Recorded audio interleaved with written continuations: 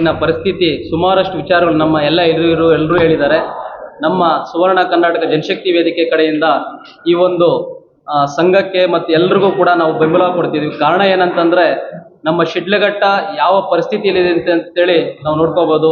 ಆ ಕಡೆ ಚಿಂತಾಮಣಿ ಇರ್ಬೋದು, ಈ ಕಡೆ ಚಿಕ್ಕಬಳ್ಳಾಪುರ ಇರ್ಬೋದು, ತುಂಬಾ ಒಂದು ಮೆಟ್ರೋ ರೀತಿಯಲ್ಲಿ ಒಂದು ಅಭಿವೃದ್ಧಿ ಆಗ್ತಿದೆ. ಆದ್ರೆ ನಮ್ಮ ಶಿಡ್ಲಘಟ್ಟ ಇವತ್ತಿಗೂ ಕೂಡ ಮುಂಚೆ ಒಂದು 15 ವರ್ಷದ ಹೆಂಗಿತ್ತು ಇದೇ ಇವಾಗಲೂ ಕೂಡ ಅದೇ ರೀತಿ ಇದೆ. ಇದನ್ನೆಲ್ಲನೂ ಕೂಡ ನಾವು ಗಮನಿಸಿ ಏನು 23ನೇ ತಾರೀಕು ನಮ್ಮ ಚಿಕ್ಕಬಳ್ಳಾಪುರ ಜಿಲ್ಲೆಯ ಜಿಲ್ಲಾಧಿಕಾರಿಗಳ ಕಚೇರಿ ಮುಂದೆ ಏನು ಅನಿರ್ದಿಷ್ಟ ಧರಣಿ ಮಾಡ್ತಿದ್ರೆ ಆ ಒಂದು ಇದಕ್ಕೆ ನಮ್ಮ ಸಂಪೂರ್ಣ ಬೆಂಬಲ ಇದೆ ಅಂತೇಳಿ ಈ ಮೂಲಕ ನಾನು ತಿಳಿಸ್ತಾ ಇದ್ದೀನಿ. Thank you. ಆವಾಗ ನೀರಾವರಿ ಪ್ರದೇಶ ಹೊರತುಪಡಿಸ್ಬಿಟ್ಟು ಮಿಕ್ಕಿದ ಉಳಿಕೆದು ಮಾಡೋ ಅಂತ ಹೇಳಿದ್ವಿ ನಾವು. 491 ಎಕರೆ ಬಿಟ್ಬಿಟ್ಟು ಆಮೇಲೆ 2332 ಎಕರೆ ಅಧಿಸೂಚನೆ ಹೊರಡಿಸಿದ್ದಾರೆ. ಆದಷ್ಟು ಬೇಗ ದರಪಟ್ಟಿ ನಿಗದಿ ಮಾಡಿ ಒಳ್ಳೇದಾಗುತ್ತೆ.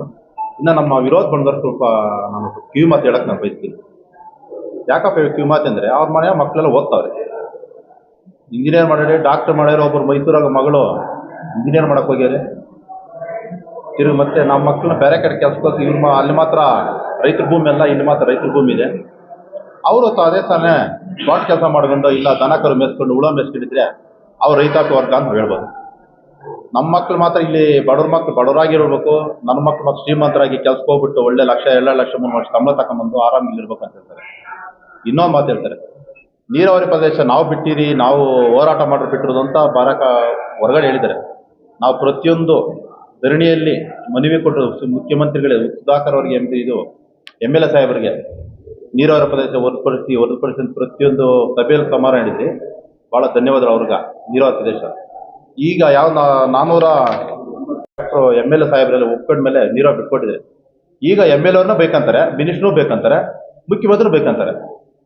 ಅಸಭ್ಯವಾಗ್ಲೂ ಮಾತಾಡ್ತಾರೆ. ಬದಲು ನಾವು ಹೆಂಗಿದ್ದೀರ ಅಂತ ನೋಡೋದಿಲ್ಲ, ಬದಲು ನಾವೇನು ತಪ್ಪು ಮಾಡ್ತೇವೆ ನೋಡ್ಬೇಕೀಗ. ನೀವಿಷ್ಟು ಹೋರಾಟ ಮಾಡ್ತಿರೋದು ಈಗ ಕೈ ಶುದ್ಧವಾಗಿದ್ದೆ, ನೀವೇಕ ಬೇರೆಯವ್ರ ಕೈ ಚಾಚಬೇಕಾಗಿತ್ತು? ಕೈ ಚಾಚಿ ನೀವು ಹೋರಾಟ ಮಾಡಿದ್ರೆ ನಂಬ್ತಾರೆ. ಹೋಗೋದು, ದುಡ್ಡು ಇಸ್ಕೊಂಬರೋದು, ಸ್ಟ್ರೈಕ್ ಮಾಡ್ಸೋದು. ದಿಬ್ಬರೋಡ್ ರೈತರಲ್ಲ, ದಿಬ್ಬರೋಡ್ ಕಡೆ ಮಾಡೋಂತ ಅಂದರೆ ಇವ್ರ ಮನಸ್ಥಿತಿ ಹೆಂಗಿದೆ ಅಂದರೆ, ಇಲ್ಲಿ ಒಳ್ಳೆ ದುಡ್ಡು ಬರ್ತದೆ, ರಿಯಲ್ ಎಸ್ಟೇಟ್ ಒಳ್ಳೆ ದುಡ್ಡು ಬರ್ತದೆ. ಇಲ್ಲಿ ಲಕ್ಷ ದುಡ್ಡು ಬರ್ತದಲ್ಲ, ದಿಬ್ಬರೋಡಕ್ಕೆ ಯಾರು ರಿಯಲ್ ಎಸ್ಟೇಟ್ ಮಾಡೋಕೆ ಯಾರು ಲೇಔಟ್ ಯಾರು ಹೋಗಲ್ಲ. ಅಲ್ಲಿ ರೈತರು ಹಾಳಾಗೋದ್ರೂ ಪರವಾಗಿಲ್ಲ, ಇಲ್ಲಿ ನಮ್ಗೆ ಒಳ್ಳೆ ದುಡ್ಡು ಕಮ್ಮಿ ಕೊಡ್ತಾರೆ ರಿಯಲ್ ಎಸ್ಟೇಟ್ ದಳ್ಳಾಳಿಗಳು ಅಂತ ಇವ್ರು ಮಾಡೋದು ಕಷ್ಟಪಡ್ತಾರೆ. ದಿಬ್ಬರೋಡ್ ರೈತರು ಅರ್ಥ ಮಾಡ್ಯಮಕ್ಕ ಇಷ್ಟಕ್ಕೆ ಅವ್ರು ದಂಗೆ ಹೇಳ್ಬೇಕಾಯ್ತು ಬೈರೋಡ್ ಮೇಲೆ. ನೀನು ನಮ್ಮ ಭೂಮಿ ಕೊಡಕ್ಕೆ ನೀನು ಯಾರಪ್ಪ ಹೇಳಕ್ಕ ಅಂತ ಅವ್ರು ಕೇಳ್ಬೇಕಾಯ್ತು. ಅವ್ರು ಯಾಕೆ ಕೇಳ್ತಾರೆ ನನಗಂತೂ ಹೋಗಕ್ಕೆ ಅರ್ಥನೇ ಆಗ್ತಾಯಿಲ್ಲ. ಏನು ಬೈರೋಡ್ರ ಅಷ್ಟು ಭಯನ ಇಲ್ಲಿ ಡಿಸ್ಟಿಕ್ ಅದೇ ಹೇಳ್ತಿರೋದು, ಭಯ ಅಂದ್ರೆ ಬರ್ಕೊಟ್ರು ಬಿಡ್ತಿರೋದು. ನಮ್ಮ ತಾಲೂಕು ನಾವೆಲ್ಲ ರೈತರು ಎಲ್ಲ ಬೈರೋಡ್ರು ಹೇಳ್ದಂಗೆ ಕೇಳ್ತೀರಿ, ಬೇರೆ ಹೇಳ್ದಂಗೆ ಕೇಳಲ್ಲ ಅನ್ನೋದು ಮನಸ್ಥಿತಿ. ಅವರು ಮನಸ್ಥಿತಿಯಲ್ಲಿ ಉಳ್ಕೊಂಡ್ಬಿಟ್ಟಿದೆ. ದಿಬ್ಬರೋಡ್ ರೈತರು ಇಷ್ಟಕ್ಕೆ ಕೇಳ್ಬೇಕಾಯ್ತು, ನಮ್ಮ ಭೂಮಿ ಕೊಡಕ್ಕೆ ನೀವು ಯಾರು ಅಂತ ಕೇಳಿದ್ರೆ ಇಷ್ಟಕ್ಕೆ ಬೈರೋಡ್ ಸೈಲೆಂಟ್ ಆಗಿರೋರು. ಆ ಮಾತು ಬಿಡ್ಬೇಕಾಯ್ತು ಹಚ್ಚಿರೋರು. ರೈತರ ಅಮ್ಮಕ್ಕೆ ಎಲ್ಲ ಥರ ರೈತರು ಅಲ್ಲಿ ಕೊಡಲ್ಲ ಇಲ್ಲಿ ಕೊಡಲ್ಲ, ನಾವು ಕೈಗಾರಿಕೆ ಬೇಡ ಅಂತ ಹೇಳ್ಬೇಕಾಯ್ತು. ಅಲ್ಲಿ 3,000 ಎಕರೆ ಇದೆ, ಇಲ್ಲಿ 3,000 ಎಕರೆ ಇಲ್ಲಿ ಮಾಡಿ ಅಂತ ಹೇಳ್ತಾರೆ. ದಯವಿಟ್ಟು ರೈತರಾಗಿರ್ರಿ. ಈ ರಾಜಕೀಯ ದಳ್ಳಾಳಿಗಳು ಬಂದು ಮುಂದೆ ಬಿಟ್ಟು ಇಂದು ನಮ್ಮನ್ನ ರೈತನ ಒಳದಾಡ್ತಿ ಇದು ಮಾಡ್ತಾವ್ರೆ. ದಯವಿಟ್ಟು ಆ ಕೆಲಸ ಬೇಡ ಅಂತ ನಾವು ಮನವರಿಕೆ ಮಾಡ್ತೀವಿ. ರೈತರಿಗೆ ಅನ್ಯಾಯ ಆಗಿದೆ.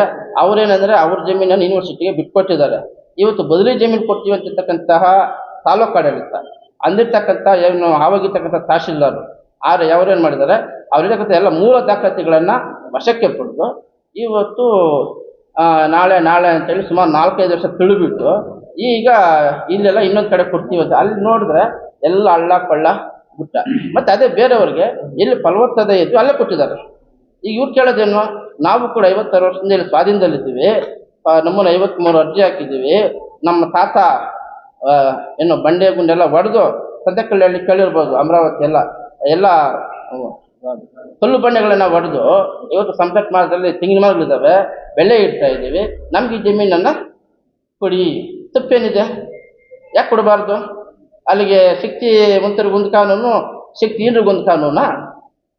ಹಾಗಾಗಿ ಈ ವಿಚಾರದಲ್ಲಿ ಏನು ಅವತ್ತು ಅಮರಾವತಿ ಗ್ರಾಮದ ಗ್ರಾಮಾಡಳಿತ ಅಧಿಕಾರಿ ಆಗಿರ್ಬೋದು ಮತ್ತು ಭೂಮಾಪಕರು ಸಂಪೂರ್ಣವಾಗಿ ಶಾಮೀಲಾಗಿ ಅದನ್ನು ಇದು ಮಾಡಿದ್ದಾರೆ. ಮತ್ತು ತಹಶೀಲ್ದಾರು DC ಅವರು ಇನ್ನೊಂದ್ಸರಿ ಮರುಪರಿಶೀಲನೆ ಮಾಡಿ ಅಲ್ಲಿ ಅನ್ಯಾಯ ಆಗಿದ್ದ ದಲಿತರಿಗೆ ನ್ಯಾಯ ಕೊಡಬೇಕು ಅಂತೇಳಿ ಕೋರ್ತೇನೆ.